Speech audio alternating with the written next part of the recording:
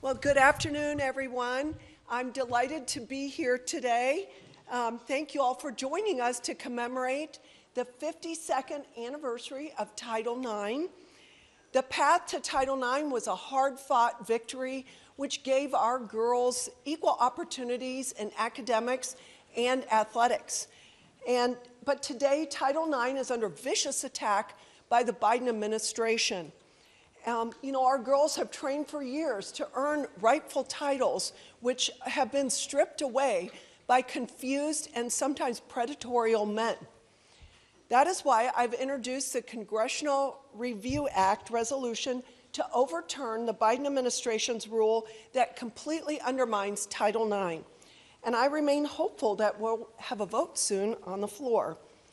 I'd like to introduce our panel here, and I'm looking forward to a lively conversation on the future of Title IX. First, I'd like to introduce Speaker Mike Johnson. He's the fifth.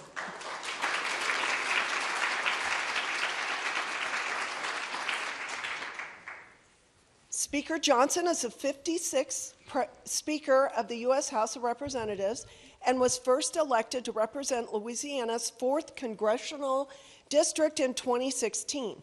Mike is a dedicated husband and father and an attorney who has devoted his life and career to fighting for the fundamental freedoms and traditional values that have made America the greatest nation in the history of the world.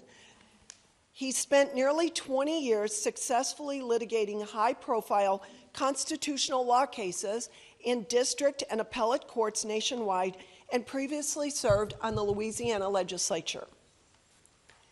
Next, I'd like to introduce Congresswoman Virginia Foxx.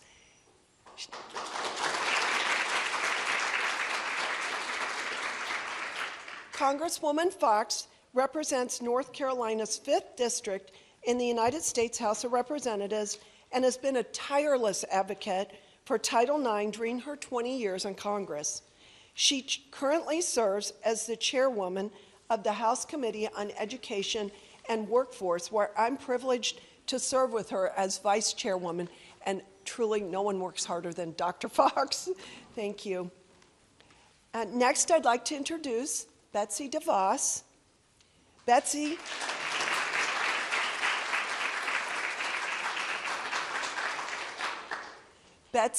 is a leader and a disruptor and a champion for freedom. She is the nation's leading advocate for education freedom for students of all ages, having served as the 11th Secretary of Education from 2017 to 2021. For more than 3 decades, she has been tireless in her pursuit of public policy reforms that get government out of the way and allow students the freedom, flexibility, resources, and support they need to choose where, when, and how they learn. Her advocacy has helped create new educational choices for K-12 students in more than 25 states and the District of Columbia, and expanded post-high school education options for students and adult learners alike. Next, I'd like to introduce Heather Higgins. Heather is the chairwoman of the Independent Women's Forum, where she uses her passion for creating opportunity society for everyone to create a vision and overall strategy for independent women's efforts. And finally, I'd like to introduce Riley Gaines.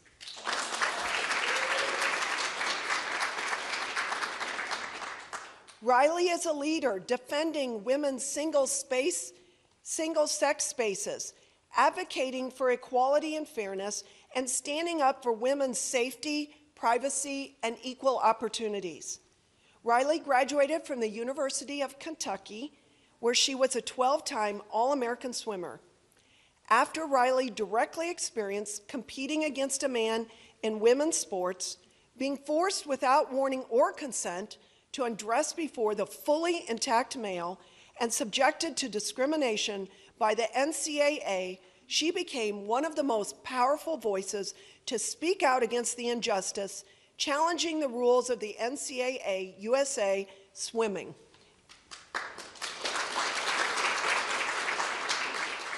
in addition to challenging the International Olympic Committee and other governing bodies. Riley now works for the leading women's organization, making real and lasting change, legally defining woman, protecting Title IX, and defending women's rights to single-sex spaces and equal opportunities. She has traveled the country speaking and has testified before the U.S. Senate, the U.S. House, and countless state legislatures. Please join me in welcoming the panel.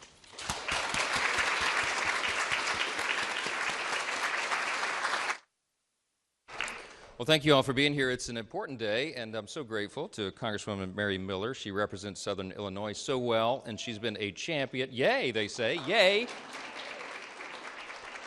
She really has been a champion for protecting women and girls in so many ways, and we need strong voices like that. And I got to tell you, as Speaker of the House, I get the great opportunity to serve on some very distinguished panels, but I scarcely get one this distinguished. I'm really a big fan of all the ladies here, and Congresswoman Miller as well.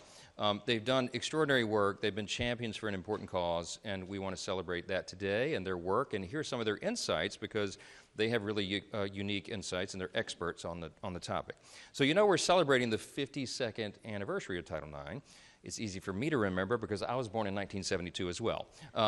It's been very, very important my whole life, and most of all of your lives as well.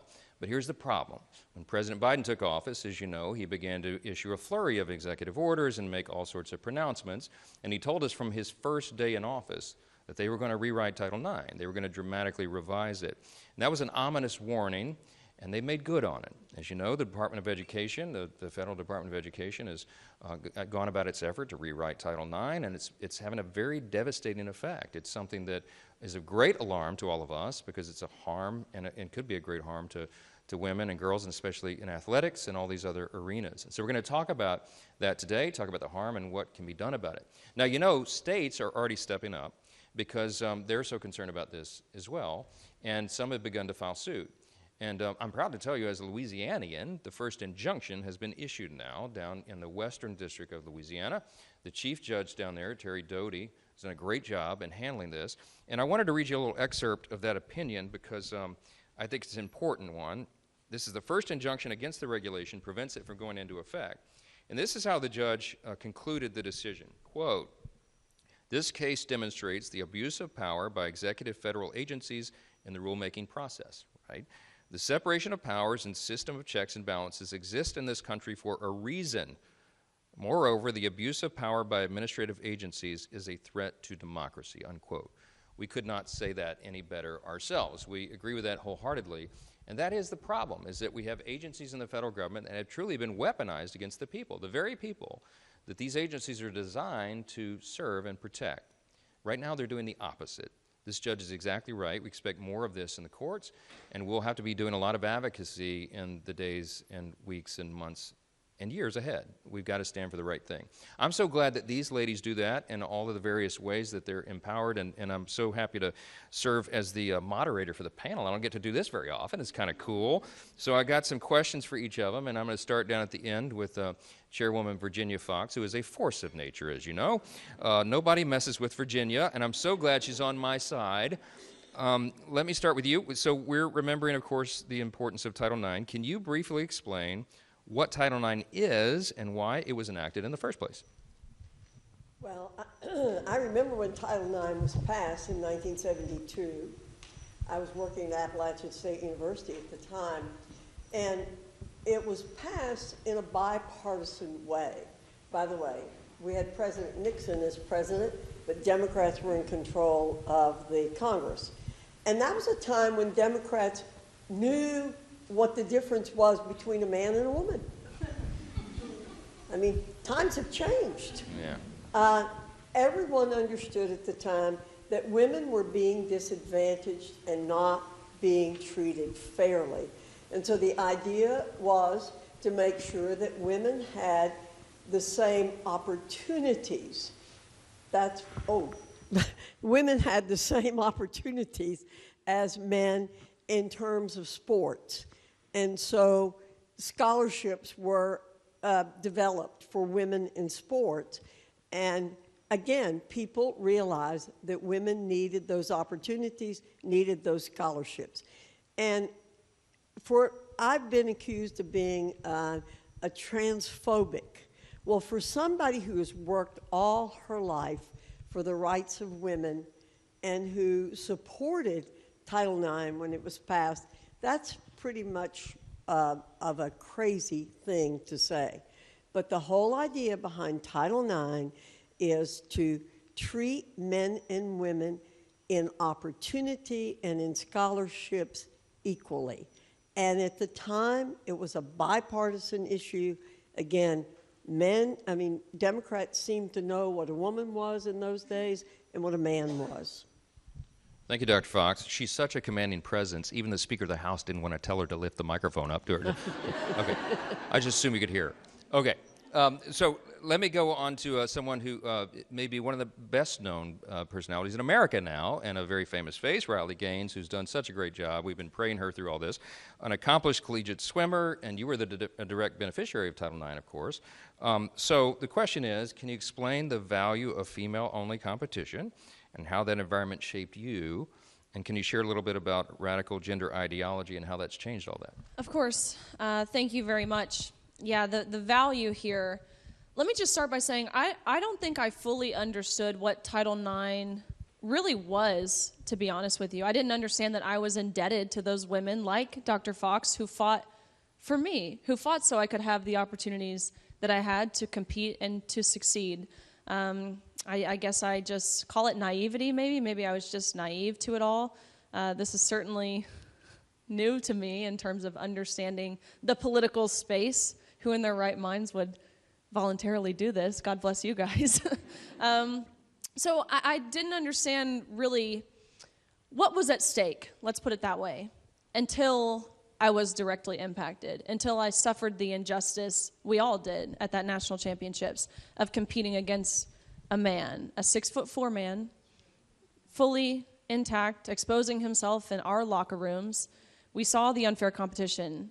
We felt the betrayal in the locker room space. We're effectively silenced and muzzled by our universities. But the value that I got to reap in my 18-year career, by the time 4 years old all the way through 22, it taught me how to be a leader. It taught me how to persevere, how to be resilient. It taught me how to set goals and work to achieve those goals. Things that transcend far beyond athletics, I'm realizing now. Things that have helped me in this space far more, actually, than they helped me when I was an athlete. There was a recent Ernst & Young study that came out that said 94% of female C-level executives, 94% of those females were female athletes. And I think that right there shows you the skill sets, the value, the leadership you develop from playing sports. And to answer very briefly the second part of how this radical gender ideology has shaped society as we know it, we have seen this not only affect sports. We have seen how this affects now sororities. We have seen how this has affected prisons, domestic violence shelters. The language by which we use, the English language. Notice we're referring to ourselves as biological women. What a silly thing. What a silly, redundant thing. As if we're not made, all of us, made of biological matter. Why are we even doing that? I thought at first, to answer very briefly and to show, I guess, how far personally I've come in understanding this topic, I thought at first it was kind to use the pronouns, the preferred pronouns, the biologically incorrect pronouns. I thought that's what respect was. That's what they told us respect was. And I was in an interview at the very beginning of all this, talking about this, and they were asking about the locker room, and I tell you, I said the sentence, it came out of my mouth, her male genitalia, her penis. And I'm sitting there, and I was ashamed of myself. I felt guilty. I felt like I had just entirely ignored the instincts, the gut instinct that I had for so long. Of course, we all knew it was wrong. We all knew it was unfair. But again, all of that just to highlight how this has infiltrated into corporate America, the media, academia, virtually every realm you could imagine. This movement has a chokehold on the American people. Well, thanks for those insights.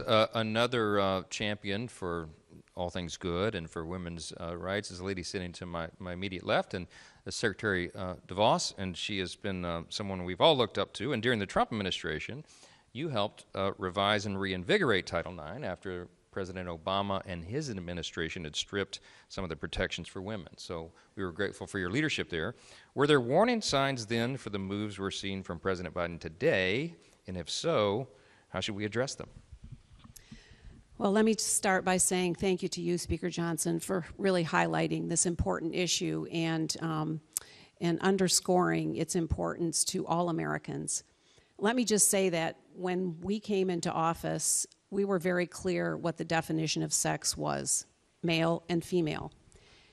The Obama-Biden administration had confused things, starting with a Dear Colleague letter that was sent to all education institutions, insisting that they begin to treat individuals according to the identity that they chose to be, and therefore, following on with the private spaces that those individuals would choose to enter. And so when we came into office, it was very clear that in addition to those factors, as well as the kangaroo courts that were resulting from this Dear Colleague letter, totally compromising the original intent of Title IX, that we would have to regulate around the original intent of Title IX. So we did that. We put a stop to those requirements that the Dear Colleague letter put in place. And we also opened investigations into what was happening in Connecticut, where one of Riley's fellow busmates from the last few weeks, Selena Soleil from Connecticut, a track and field athlete, had been really denied opportunities as a result of biological males competing as women on the track and field competitions. That investigation was not able to be completed in our term, and it's not surprising that the new Biden administration immediately put a stop to the investigation and really basically ignored the issues at hand. So this issue has been building for the past two Democrat administrations, and we are where we are as a result of that today. Thank you for that. Chairwoman Higgins, you lead IWF, which has been at the forefront of organizing and activating women to protect their rights, and we thank you for that important work. In addition to the Department of Education's regulation, what are the current legal challenges we're seeing regarding gender ideology, and what are the successes that IWF has made so far to protect women from having to compete against men in their own sports? First, let me say thank you to you for having this event. It's terribly important that we recognize how far we've come and how quickly we are regressing, and take that on. And I wanted to thank Representative Miller and your 67 co-signers for the Congressional Review Act to take this on, this challenge. I would encourage any other members who are here who haven't joined in that coalition to do so.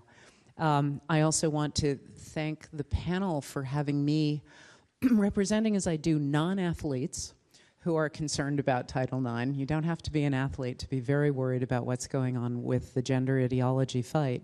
Independent Women's Forum was created in the wake of the Clarence Thomas hearings, but it is a group of people who are not only pro-women, we also like men. And we like to have language be clear and honest, yes.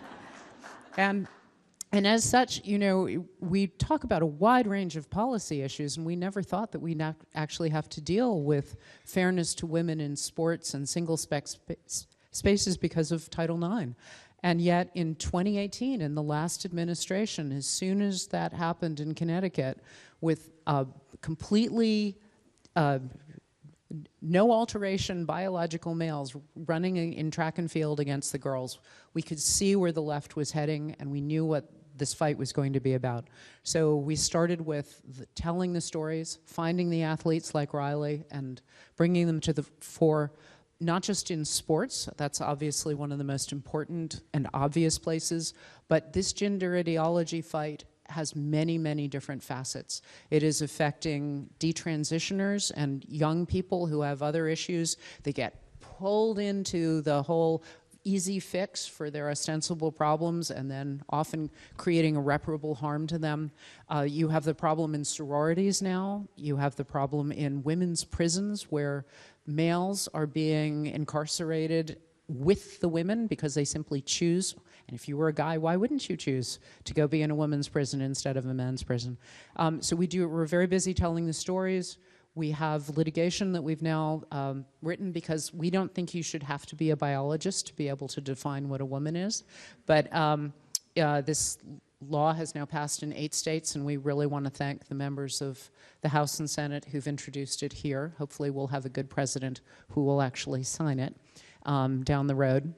But we also have a lot of litigation going on. And for anybody who's in the room who has questions, May Melman, who heads the Independent Women's Law Center, is there. But we've got litigation going on. Several things challenging Title IX. You're challenging the NCAA through the Our Bodies, Our Sports Coalition, which we helped birth, and with some other great diverse organizations. But there's also lawsuits going on having to do with sororities. And there's lawsuits going on having to do with harms to women who've been permanently hurt by playing against these male athletes. And there are now challenges because there are things that are being called equal rights amendments that aren't, that they're trying to put on ballots. So there are many, many different fronts in which we are operating. Thanks for working in so many of those arenas, and there's much more to do. And Congress is not just sitting around. In the House, I'm happy to tell you that it'll be next week. We're rolling back the administration's Title IX policy, and we're going to bring that up. And one of the champions has been Dr. Virginia Fox, and she has been fighting to protect women in the university and athletic system for a long time. Can you discuss what else Congress is doing in this space to fight back? Yes, we passed Greg Stubbe's bill out of the Education and Workforce Committee. HR 734, Protection of Women and Girls in Sports. Now, I'm not an athlete either, Heather, but I have a granddaughter who was on the track team. She's pretty good at throwing. She followed her brother, who was a pretty good thrower on the track team, but I cannot imagine her having to compete against the males on the track team because she would never be able to win. And so what we want to do is, again, to protect the rights that women won in Title IX. And I have to say that Secretary DeVos spent a long time working on getting Title IX rules and regulations right. And then the Biden administration has thrown them out. But we have passed out of committee Representative Miller's Congressional Review Act, which we will bring to the floor, I hope soon. And so those are two of the things that we can do. The Congressional Review Act would roll back these new rules put out by the Biden administration that negate most of the work that was done under Secretary DeVos, which was extraordinarily thoughtful and well done, and didn't just protect women and girls in sports, but went further in the whole area of Title IX, which has not gotten a lot of attention, but is very important. Thank you, Dr. Fox. Riley, another question for you, and this is personal for me. It's personal for all of us. I'm a father. My wife, Kelly's here. Kelly, raise your hand. Okay, Kelly's here. We got 4 children, 2 daughters. One of them's here. Abby, raise your hand. I brought visual aids. Okay. This is very important to us. Both of my girls were athletes, proud to say. They're both now law students, but they have been cheering you along because you represent so many other young women like them, you know. And you've been a symbol for all of them. And you've been traveling around the country on a bus tour, sharing your story and talking with people who've had similar experiences. Tell us a little bit about what you've seen and heard, and how widespread is this radical gender ideology? How's it impacting the young women of this country? Yeah, we have been on a bus tour, and that is exactly what it sounds like. A big bus with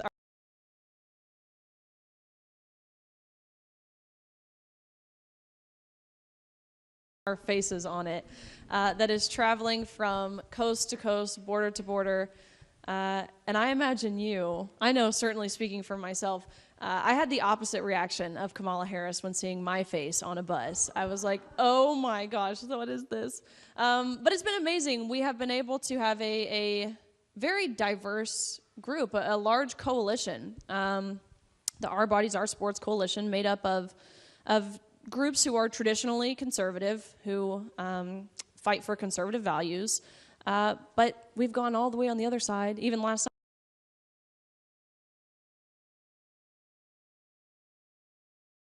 night, we were here in D.C. It was amazing. We had Martina Navratilova standing right alongside us, speaking to the community, to people who are concerned about this issue. Common sense.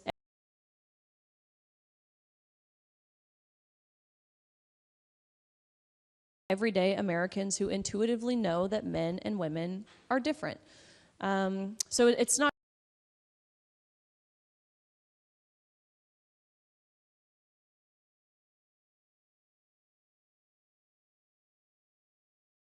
just one demographic we're appealing to here. It really is. It's widespread. Lots of people who call themselves lifelong liberals who are standing alongside us.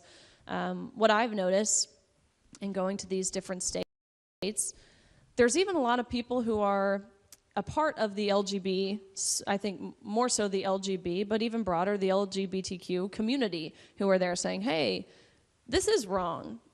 We see the harm, we see the severity, this isn't what we stand for. So it's cool.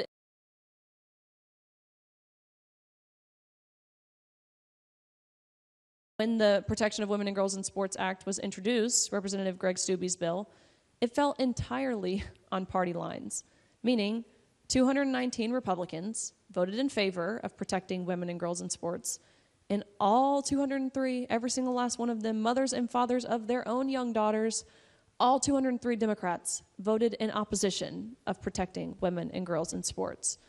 It's not the way the media portrays this issue. It doesn't portray it as a unifying issue.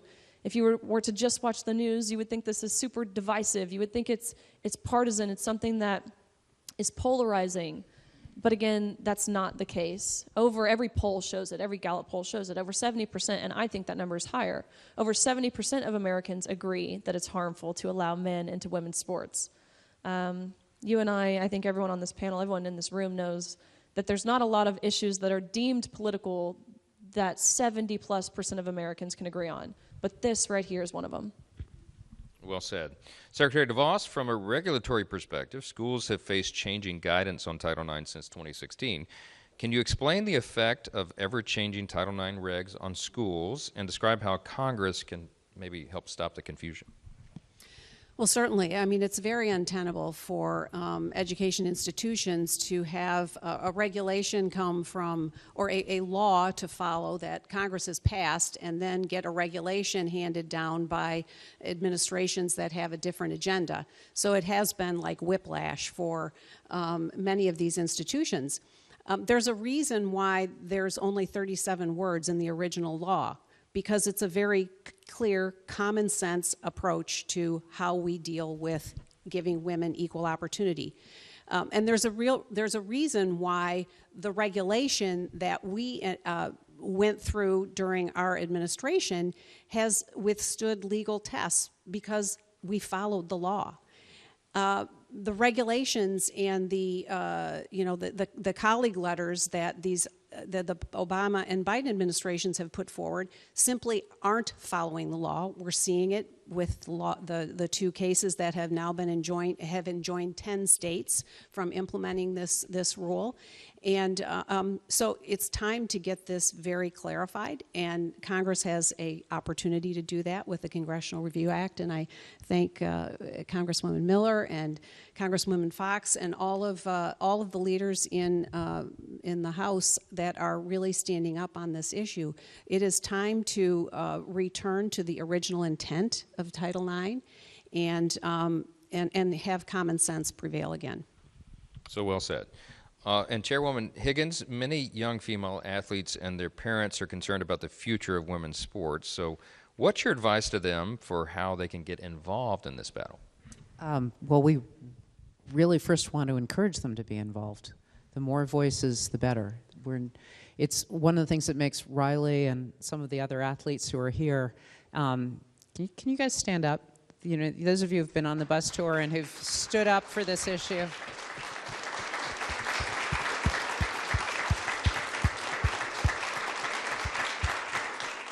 This is a diverse group of women. They are not all Republicans. In fact, probably less than half are. We'll work on that. Yeah, we're working on it. We're working on it.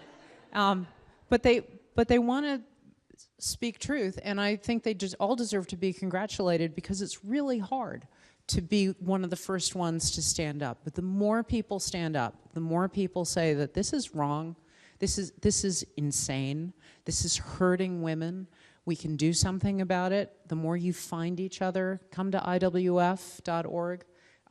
Certainly follow Riley on Twitter, always an exciting read. And, you know, there are constant fights that need people to weigh in and show up. We wound up testifying over 50 times in different state legislatures last year, never mind all the congressional testimony we did, and a lot of that was people telling their stories. So share your stories. You'll find on our website lots of stories that may be like your own, and if you know someone who has a good story, we'd love to tell their story too, and the more stories there are, that's how we change the narrative. That's how we change the public mind. That's how we get that number to grow from 73% at last polling to maybe an 80 or 90% issue. Unfortunately, there's always about 25% that get any polling question wrong, but we're getting pretty close. I'm so grateful for that and these voices. And I would just say this, what I really admire and respect about all of you and what you're doing, the bus tour and all of it, is that you come at it with the right tone. It's not just the right message, but it's the right tone. You are showing dignity and respect for all people. You're showing that you're winsome warriors. It is a battle, but you're winsome warriors, you know, and that's how you win people over to common sense, is you just present the truth in a winsome way. And everybody on this panel is such a champion for that, and you ladies are as well, and thank you for doing that and being bold enough to do what's not always the most popular thing. I love the 70% number. Even I'm encouraged by that. I didn't know it was that high, but we would do this even if it weren't popular. You know what? Because I had a mentor tell me when I was in 8th grade, Mike, always remember what is popular isn't always right, and what is right isn't always popular, right? We do the right thing, and then people will come along eventually. So I think we could keep them up here for a couple of hours, and I know we'd all be riveted by the information, but we want to be a good steward of your time. So grateful to these awesome women, to Congresswoman Miller and Dr. Fox and Chairwoman Higgins, Riley, Secretary DeVos.